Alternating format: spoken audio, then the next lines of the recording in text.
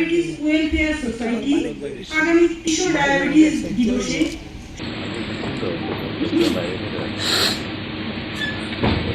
along with Charles Best in 1922. কর্ণধার doctor সামনে উপস্থিত সমাজ সচেতন 15 million people এই 14 নভেম্বর দিনটাতে বিশ্ব ডায়াবেটিস দিবস পালন করে আসছি 2009 সাল থেকে। ডায়াবেটিস ওয়েলফেয়ার সোসাইটি 2017 সালে প্রতিষ্ঠিত হয়। 2017 সাল থেকে ডায়াবেটিস ওয়েলফেয়ার সোসাইটি এই দিনটি পালন করে আসছে। প্রতিবারই আমরা একটা শোভাযাত্রা করি, কিন্তু করোনার প্রকোপে আমরা গত 2 বছর এবং এই বছরও সেটা করে উঠতে পারিনি। আমরা আশা করছি ভবিষ্যৎ করোনা প্রকোপ থাকবে না এবং আমরা সেই সকালের যে শোভাযাত্রা সেটা করতে প্রচেষ্টা নেব।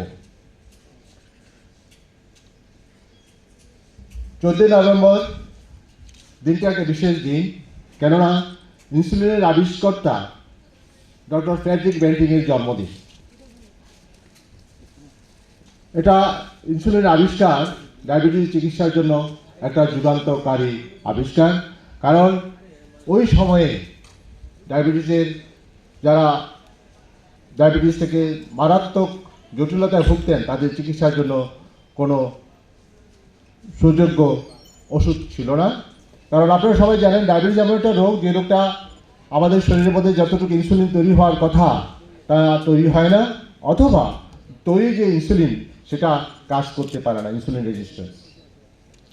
এই ডায়াবেটিস আবিষ্কারের ফলে আমাদের ডায়াবেটিস রোগীদের যে জীবনকাল এটা অনেক বেড়ে গেছে এবং জটিলতা অনেক কমে গেছে। এই আবিষ্কারের জন্য 1923 সালে ডক্টর ফ্রেডরিক বেন্টিং এবং ডক্টর ম্যাকলিয়ড, প্রফেসর ম্যাকলিয়ড যারা তত্ত্বাবধানে রিসার্চ হয়েছিল ওনাদের নোবেল পুরস্কার দেওয়া হয় এবং 2016 সাল অবধি ডক্টর ফ্রেডরিক বেন্টিং 32 বছর বয়সে সবচেয়ে কনিষ্ঠতম নোবেল পুরস্কার বিজয়ী ছিলেন। Every year is celebrated